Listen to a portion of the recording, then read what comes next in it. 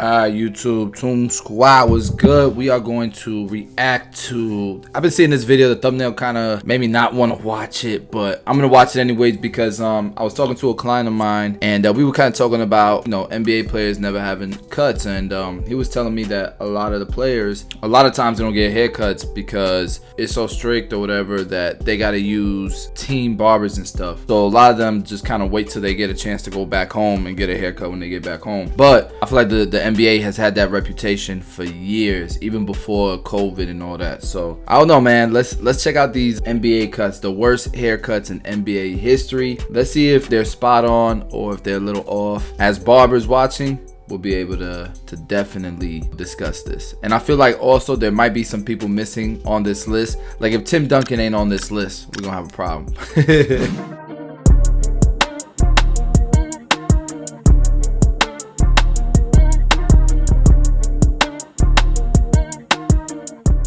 This is the thumbnail right here. This is the thumbnail. And I hope it's like worse haircuts and not just like worse styles. You know what I mean? Because that's subjective. That's a preference thing. That's horrible. Yeah. AK-47. That's horrible. Oh, God. Those are some bad haircuts. That's bad. Now, what if I told you it gets even worse? These are the worst haircuts in NBA history. Ooh, and for Carlos Boozer, his hairline. You guys remember when Carlos Boozer came in with the Beacon? Hey, before y'all start trolling me in the comments about it's Beijing, go ask the owner of Beacon how to pronounce the name. For the sake of the trolls, I'll say Beijing a couple times. But guys, y'all remember that when he showed up to the game? Because he couldn't get that color out. Boy. Line was pretty crispy in college, but by his second NBA season. Hold on, let's go back. Damn, his hairline was like full. That's surprising. Somebody with such a like perfect. It's not like he had a big forehead or something, right? Like he had a small forehead. Surprising that he went bald. Must have been on I don't know. Pretty crispy in college, but by his second NBA season, things got bad. He was only 22 years old. And he was completely bald. So it can't get worse than that, right? Cameras zoomed in on Boozer, and what we saw still keeps me up at night. Bruh. Ugh. What is that? This man got a Sharpie and just doodled on his head. You really thought we wouldn't notice? Unbelievable. See, it didn't look too bad. See, it looked really bad there. You really thought we wouldn't know? But it didn't look that bad there. Notice? Unbelievable. But at least Carlos's haircut wasn't so bad. The NBA had to ban it. For Iman Shumpert, that's exactly what happened. What? See, when he was drafted to the Knicks in 2011, the only thing people could talk about was his ridiculous high top fade. Bro, see what I'm talking about? This is why I hate. The only thing people could talk about was his ridiculous. Bro, alright, we gotta talk about this. They banned a high top fade, a classic haircut that's been around for decades. I was wondering, I don't know how true that is, man. We gotta do a fact check. On this one. See?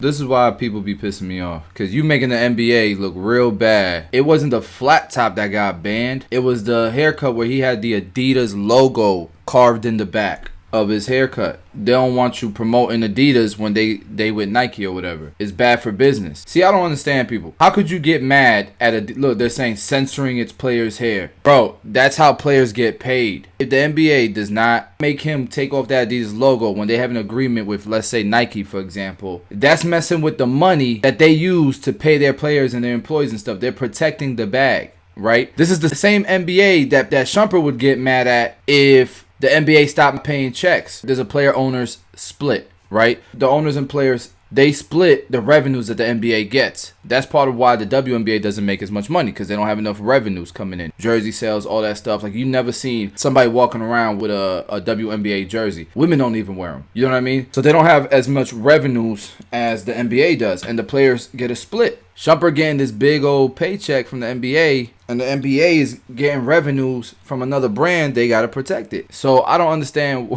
Like, look at these censoring players here. It's not censoring. It's a business. I'm glad that they didn't ban the high top fade. If they would have banned the high top fade, that's just crazy. The NBA's tripping, but luckily that's not what it was. This was the cut that they made him cut off. This was the cut right here. Look, that's what it was. They said, take that thing off. Damn. And Shumpert said, you know what? Y'all are right. I like this money. Let's continue watching this video. His high top fade. I mean, the hair was so eye-catching that Adidas wanted to do a shoe deal with him. And what better way to celebrate the deal than getting the Adidas logo shaved into the back of your head? Which is why it got and banned. He even showed up to a game. All right, so we know the flat top did not get banned. I might have called the commissioner myself if he banned the flat top. Haircut that on draft night, when Lonnie was called up by Adam Silver as the 18th pick by the Spurs, he walked on stage, put on his new team's hat, and shook the commissioner's hand. Because of his ridiculous hair, the man's hat looked like it was floating above him. I actually liked his hair. He got the fade with the dreads. I actually liked his hair. His hair's dope. The taper was clean. I think it's a dope, unique look, but the hat on his head is ridiculous. You know, the usual. The man's hat looked like it was floating above him. Like, that's not Photoshop. It's literally what it looked like. So, you know, Twitter did its thing, and they turned the man into a meme overnight. And it didn't stop there, because now that he's in the NBA, the dude's hair was on full display for millions of people to see nearly every single night. This meme became inescapable, and it was a constant pain for Lonnie. So it only took 2 seasons until he got fed up. Cut it off. Decided it was time to cut all the hair off. Damn, boy. Not before setting the record straight. He posted a video on Instagram cutting his hair, and with that, there was a caption that told a heartbreaking story he'd never told the world before. He revealed a traumatic event from his childhood where he was abused by a family member. And being that young, he wasn't able to understand the impact that this would have on him for life. After that night, he decided the only way he could take back control was with his hair. It may seem weird, but everyone deals with trauma differently. Damn, that's crazy. That's sad. Man, that's sad. I'm starting to think this dude just likes to get roasted. Cause back when he joined the Warriors in 2016, he got a haircut so bad, it outshined Steph, Clay, and KD. I don't know what this man was thinking, but he showed up to his barber and got this. What the f is that? This man's barber did him dirty. He took this weird ass rat tail strip in the back of his head and got it braided. Ugh, like, what is this? Even Draymond had to clown the dude. What the hell was this man thinking? What Draymond say? Even Draymond had a... That's just nasty. Grow up, bro. I'm the only person with a rat tail and an NBA championship. Let that sink in. Hey, JaVale, dog. That's not something to be proud of. I liked it. I think Elfrid Payton might have taken some inspiration from JaVale. Yo, you guys remember Elfrid Payton's hair blocked his shot? That was crazy. I think that's what made him cut his hair. Because he vowed to never cut his hair until he won a championship. Problem is, he's on the Knicks. So, you already know this isn't gonna end well. See, when Payton was in high school, him and his team agreed that no one could get a haircut until they were holding a trophy. And these guys obviously wanted some fresh lineups, because the team went 30-4, but just one went away from the championship game. The team got knocked out. No ring, no fade. He ended up spending 4 seasons with the Magic, and they didn't win a championship, so his hair went wild. Like, what the hell even is this? Sometimes it would literally block his own shots. Things got so bad, it was all anyone could talk about. I'm gonna have to cut it soon because I'm over the questions about it. So, in 2018, it finally happened. You ready to do this? Let's do it, dog. Let's do it. Damn, I wish I could have been the one to do it, man. I wanted to cut his hair. Hey, haircut's clean though. Look like Lineup a is damn clean. tree on his head. New haircut looks good. He's definitely one of those players. The Damn, man started off with a pretty solid head of hair, but as the years have gone by, his hair has become mysterious. One day it's a beautiful full head of hair, and the next, he's got a damn penny on his head. I mean, as the years went on, his hairline just keeps getting worse and worse and worse. But somehow, LeBron's hairline has bounced back or forward. I don't even know. Like, can someone tell me how you go from balding to this? LaMelo Ball loved his hair so much, he refused to cut it for years. Yeah, we're gonna skip that. LaMelo's hair is dope. Ain't nothing wrong with his hair. That fade nice, line up clean. Barber laced him though. My forehead. Barber laced him. That's a clean low taper. Clean as hell. It's time for the moment you've all been waiting for. The #1 worst haircut in NBA history. I'm talking about Drew Gooden. See, Drew thought it'd be a dope idea to grow something called the ducktail.